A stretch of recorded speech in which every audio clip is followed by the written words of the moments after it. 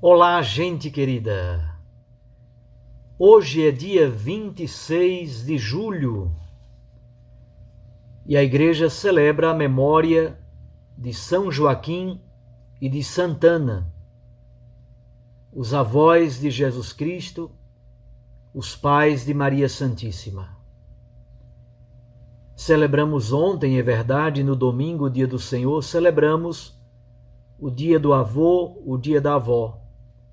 É um dia muito importante de oração pelos idosos, por todos aqueles que são avós e pelo papel social tão importante no cuidado dos netinhos. Muitas vezes, R$ 1.100 da aposentadoria de uma pessoa idosa é a salvação da vida de muitos netos. E tantas vezes a presença e o papel dos avós salva famílias, salva vidas. É importantíssimo o papel social e humanitário dos avós em nossa sociedade. O texto do Evangelho de hoje é muito curto, são apenas 2 versículos, mas muito bonitos. Mateus 13, de 16 a 17. Naquele tempo disse Jesus a seus discípulos: Felizes sois vós, porque vossos olhos veem e vossos ouvidos ouvem. Em verdade vos digo, muitos profetas e justos desejaram ver o que vedes e não viram, desejaram ouvir o que ouvis e não ouviram. Palavra da salvação. Glória a vós, Senhor.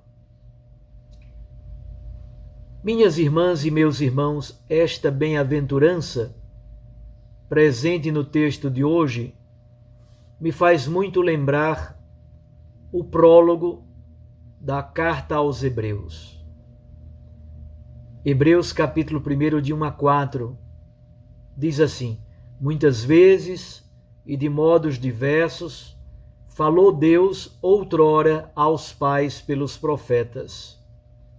Agora, nestes dias que são os últimos, falou-nos por meio do Filho, a quem constituiu herdeiro de todas as coisas e pelo qual fez os séculos. Ele é o esplendor de sua glória e a expressão de sua subsistência. Sustenta o universo com o poder de sua palavra, e depois de ter realizado a purificação dos pecados, sentou-se nas alturas, à direita da majestade, tão superior aos anjos, quanto o nome que herdou excede o deles. Esse é um texto clássico da carta aos Hebreus. É um modo de dizer que o nosso Deus, na história da salvação, falou, como diz o Papa Bento na Verbum Domini, falou por meio da criação, falou por meio dos patriarcas, falou por meio dos profetas, falou por meio dos acontecimentos vários da história, falou por meio dos reis, com todas as possíveis ambiguidades, falou por meio dos missionários, dos pregadores, mas a presença amorosa de Deus na história encontra a plenitude da revelação exatamente em seu Filho Jesus Cristo. Jesus Cristo é a palavra encarnada do Pai. Jesus Cristo é o próprio Deus que assume a nossa carne, assume a nossa história e a eternidade se torna tempo. Deus assumiu a nossa história para salvá-la e redimi-la. Portanto, em Cristo, nós encontramos a plenitude da revelação, a plenitude da presença de Deus no seio da história da humanidade. É nesse contexto que nós compreendemos esta bem-aventurança. Felizes sois vós, isto é, os discípulos de Jesus, contemporâneos seus. Por quê? Porque vossos olhos veem e vossos ouvidos ouvem aquilo que profetas, justos, patriarcas e tantos outros desejaram ver. De fato, na Bíblia Sagrada, na tradição judaica, é muito importante como o povo de Deus, o povo hebreu, deseja ansiosamente os dias do Messias. Deseja ver os tempos messiânicos, mas não viram. E o povo, os discípulos e discípulas que conviveram com Jesus no seu tempo, contemporâneos seus, e pelo poder da ressurreição e da presença do Espírito Santo, também nós sem nenhum mérito, sem nenhuma possibilidade de mérito, nós fomos herdeiros da revelação plena de Cristo na história. Nós somos herdeiros desse tesouro precioso. Como diz São Paulo, nós o carregamos numa panela de barro, num pote de argila. Nós então somos de fato bem-aventurados. Os discípulos e discípulas de Jesus do seu tempo são bem-aventurados. Muitos profetas, muitos justos, muitos patriarcas, muitos homens e mulheres de Deus desejaram ver aquilo que os discípulos e discípulas de Jesus veem, mas não viram. Desejaram ouvir aquilo que os discípulos e discípulas de Jesus ouviram, mas eles, profetas e justos, não chegaram a ouvir. É, portanto, uma grande graça também para nós. Sem nenhum mérito de nossa parte, nós somos herdeiros da riqueza imensa desta revelação. Mas aqui está aquilo que nós compreendemos pelo conceito de eleição. Então, nós somos agraciados, nós somos bem-aventurados, nós somos felizes porque temos acesso a essa manifestação tão bela do Filho de Deus. Mas na Bíblia Sagrada, na tradição bíblica, na tradição de Israel, é muito importante a gente compreender uma coisa: eleição é missão, eleição é responsabilidade. Eleição não é privilégio.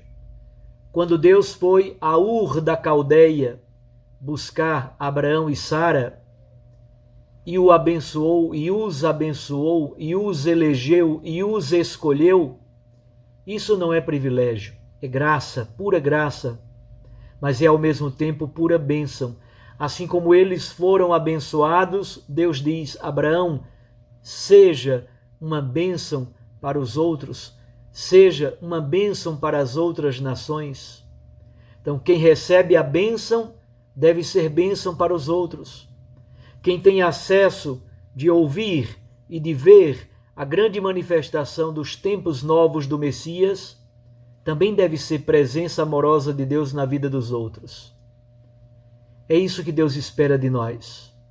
Você que me escuta neste momento, guarde esta palavra. Você é bem-aventurado, você é feliz, você recebeu as bênçãos de Deus. Por quê? Porque sem nenhum mérito da nossa parte, nós fomos testemunhas dos tempos messiânicos.